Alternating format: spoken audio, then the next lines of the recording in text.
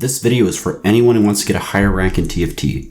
If you don't already know who I am, I'm Maskoff and I've been Challenger before and I'm currently in High Grandmaster ELO. Today I will share what I did to go from a hard stuck diamond player to a Challenger in 5 weeks.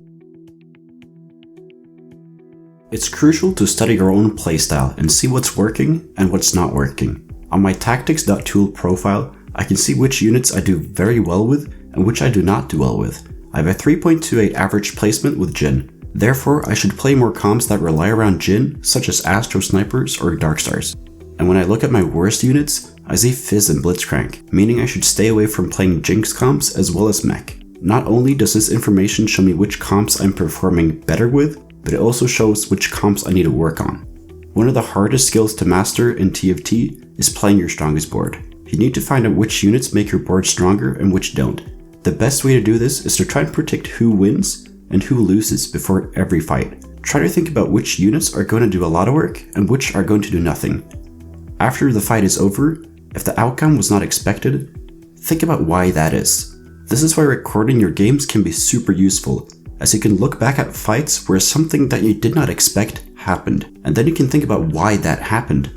It's also important to think about why you're winning or losing in game. Most of the time, it comes down to these 3 factors: the strength of your frontline, your positioning, and your itemization.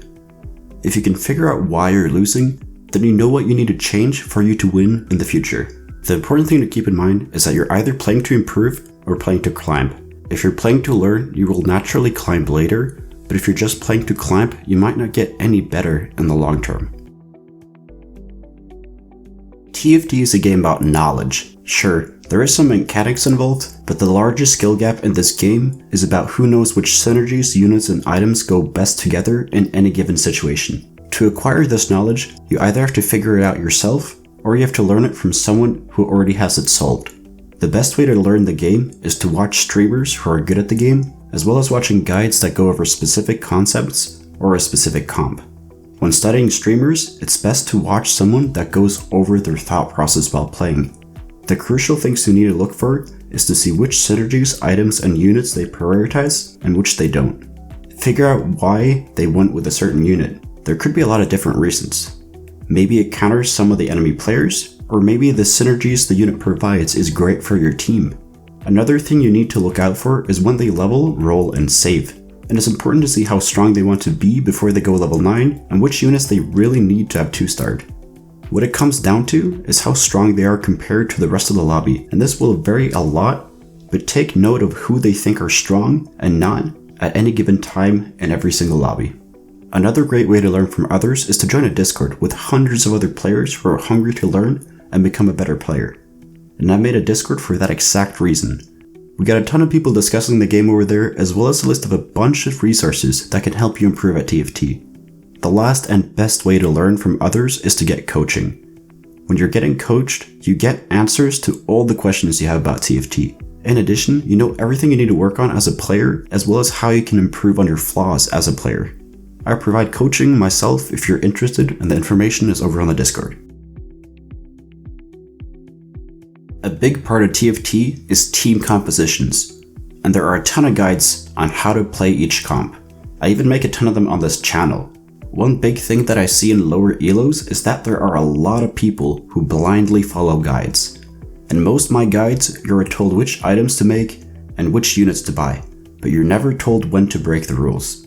A comp is just a board for an ideal situation. In most games, you will not hit the items and the champions you need all the time. For example, in Brawler Blaster, 4 brawlers in the frontline is just the ideal situation. But if you have 2 2-starred vanguards and not all your brawlers 2-starred, running 2 vanguards with 2 brawlers is going to be stronger in some situations. Even sometimes just running 3 brawlers and a 2-star Wukong can be correct.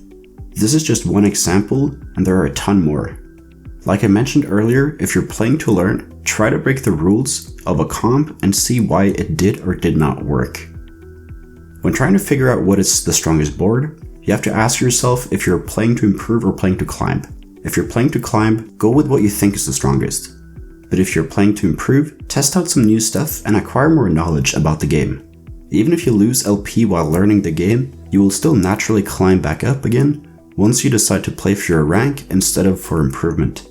Another thing is slamming items. Sometimes slamming suboptimal items is correct in order to keep a win streak and to save HP. So in order to know which items you can slam and which you can't, you have to know what the core items are for each champion.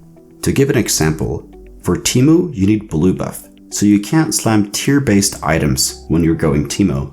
Generally, guides will cover which items are core for a champ and which items are good on a champ. So use up components for good items, but not for core items.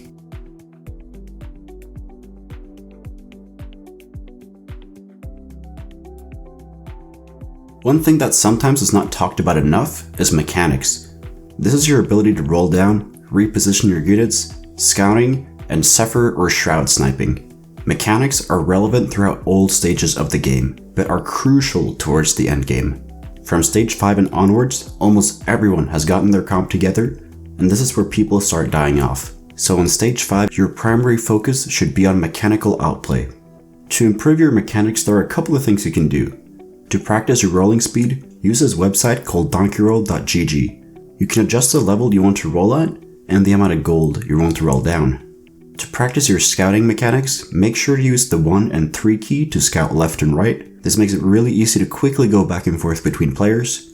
Also, if you're not used to scouting, make sure you know what you're looking for before you scout. This way, you don't just swap between all the boards without digesting any information. If you want to get better at positioning fast, dedicate time in between rounds to move your team to the other side as fast as you can without misclicking. Getting better mechanics is not going to happen overnight.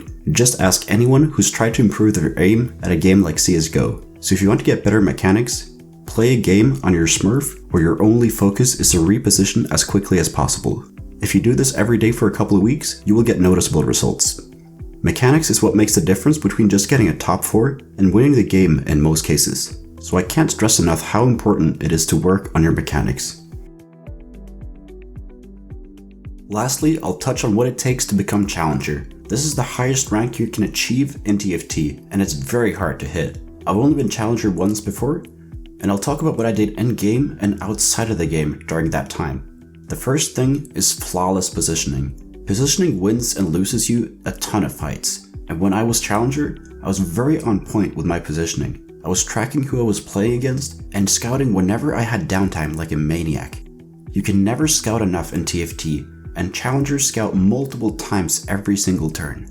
The second thing Challengers do is they understand a lot of different comps, and therefore understand what openers and items you need for each comp. This comes from watching guides as well as playing them enough yourself to understand when to break the rules and when to follow them. The third thing is making clean transitions as well as knowing your potential pivots. I already made a video on this where I go in depth about it, and I'll link that in the description. The last thing is playing less if you're trying to climb.